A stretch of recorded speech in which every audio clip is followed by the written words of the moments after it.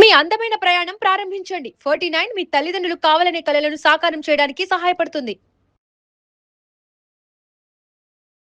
Hello everyone, welcome to Suman TV. 49 fertility centre నుంచి doctor శృతి గారు మనతో పాటు ఉన్నారు. ఫెర్టిలిటీ స్పెషలిస్ట్, వారితో మాట్లాడదాం. మ్యామ్ నమస్తే మ్యామ్. హలో. అసలు ఎగ్జాక్ట్ ఫెర్టిలిటీ అంటే ఏంటి? వారు ఎప్పుడు అది ఫెర్టిలిటీ అని గుర్తించవచ్చు అంటారు? ఏంటి మేడం ఒకసారి ఫెర్టిలిటీ గురించి? ఫర్టిలిటీ అంటే ద ఛాన్స్ ఆఫ్ కన్సీవింగ్, మీకు కన్సీవింగ్ అయ్యే ఛాన్స్ ఎంత ఉందనే దాన్ని ఫర్టిలిటీ అంటారు. మీరు అసలు కన్సీవ్ అవ్వట్లేదు ఎంత ట్రై చేసినా అనే దాన్ని ఇన్ఫర్టిలిటీ అంటారు. సో infertility is on the rise now. ఇప్పుడు ఏ కపుల్లో ఒక 3-4 కపుల్స్ లో ఒకళ్ళకి ఇన్ఫర్టిలిటీ ప్రాబ్లం ఉంటుంది. ఎందుకు అని అడిగితే స్ట్రాంగ్ రీజన్ మనం తెచ్చుకున్న ప్రాబ్లమే అని చెప్తాను నేను. అవునా? బికాస్ ప్రాపర్ ఫుడ్ ఏదున్నా స్విగ్గీలో బయట నుంచి తెచ్చుకోవటం, తర్వాత ఉన్న దగ్గరే ఇప్పుడు పిల్లలు కూడా అంతెందుకండి, అడాల్సెంట్ పిల్లలు ముందు ప్లే గ్రౌండ్స్ అని ఉండేవి, హోంవర్క్స్ అంటే అవి ఇప్పుడు అన్నిటికీ యాప్స్ వచ్చేసాయి, ఫిజికల్ యాక్టివిటీ లేదు. సో ఇంటికి కూడా అట్లానే they sit and they do homework, they don't move here and there.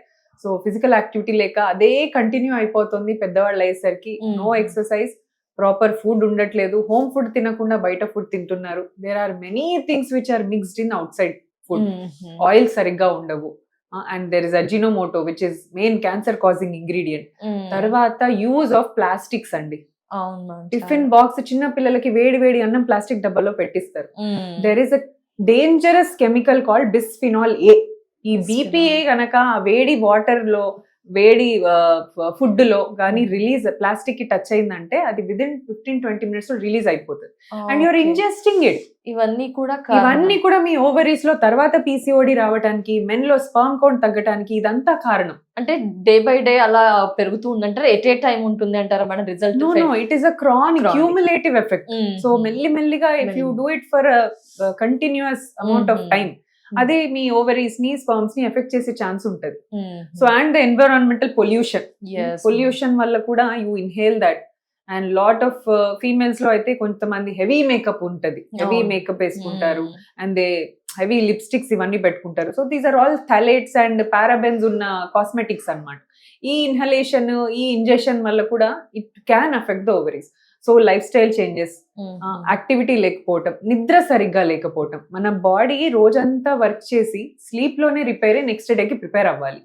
ఆ స్లీపే సరిగా లేకపోతే నెక్స్ట్ డేకి ఎలా ప్రిపేర్ అవుతుంది? బాడీలో రిపేర్ ఎలా జరుగుతుంది?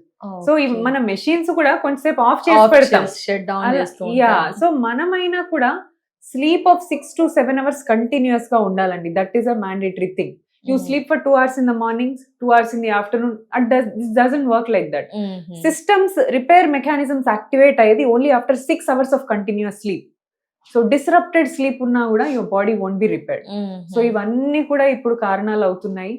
And again I would say malli alcohol ani, smoking is a very big no for people who are planning to conceive, because smoking will directly burns the sperms. Yes, directly. So smoking ki unnanta bad effect reproduction lo inkedi లేదు. కానీ అందరికి కాదా madam? కొందరికి. ఆ కొందరు ఎవరు అంటారు? అంటే ఇప్పుడు స్మోకింగ్ చాలా మంది చేస్తుంటారు, కొందరికి ప్రెగ్నెన్సీ వచ్చేస్తుంది, కొందరికి అవ్వదు. ఆ కొందరిలో ఏంటి రీజన్స్ అంటారు?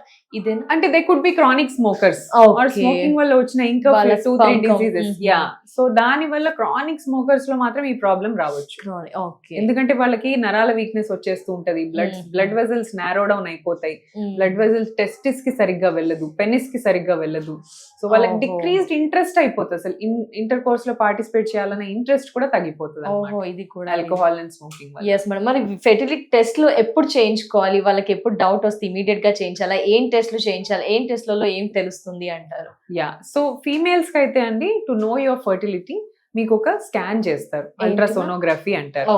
ఈ అల్ట్రాసోనోగ్రఫీలో మీ ఓవరీస్ లో గుడ్లు ఎన్ని ఉన్నాయి మీకు, అండ్ మీ గర్భసంచి సైజ్ అండ్ షేప్ ఎలా ఉంది, is it perfect in size, or మీ ట్యూబ్స్ ఎలా ఉన్నాయి, ట్యూబల్ టెస్ట్ ఉంటాయి సెపరేట్ గా. ఇవి బేసిక్ గా ఫీమేల్ లో చేసుకోవాలి.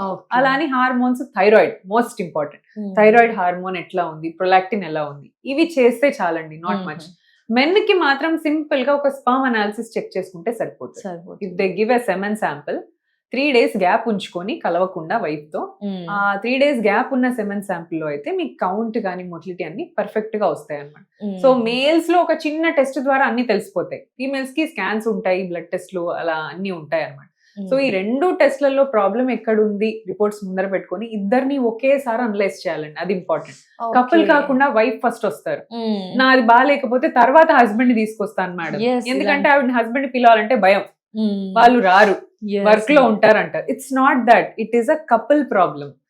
Both of them have to come.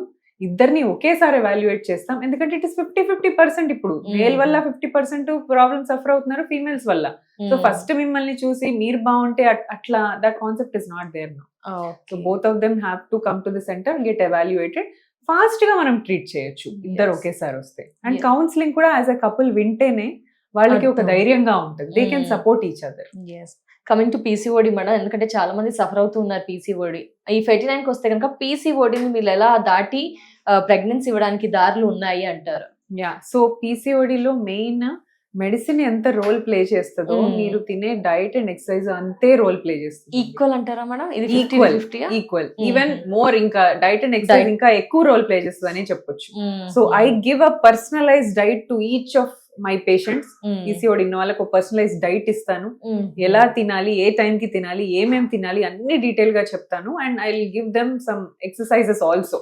So aerobic exercises గురించి ఎక్స్ప్లెయిన్ చేసి, స్ట్రెంగ్త్ ట్రైనింగ్ ఎలా చేయాలి, ఎన్ని మినిట్స్ కి చేయాలి. ఇప్పుడు మీరు పేషెంట్, మీరు నా దగ్గరకు వచ్చారు, ఎక్సర్సైజ్ చేయండి, డైట్ చేయండి అంటే మీరు చేస్తారా అని తెలియకుండా I have to tell. So అది చెప్పాలి, ఏం తినాలి, మీరు ఏం తినకూడదు, ఎంత సేవ్ చేయాలి, అప్పుడే వాళ్ళకి కొంచెం మన మీద కాన్ఫిడెన్స్. సో అలా చెప్పిన వాళ్ళు చాలా మంది they conceive naturally after 2 to 3 months of diet and exercise. PCOD తగ్గిపోయిందా మేడం? ఓన్లీ కన్సీవ్ అయ్యారు. ఆ పీసీఓడి అనేది ఒక లైఫ్ లాంగ్ డిజీజ్ అండి. It can not be cured completely, but we can control it and plan pregnancy. Okay, thank you so much ma'am. Thank you.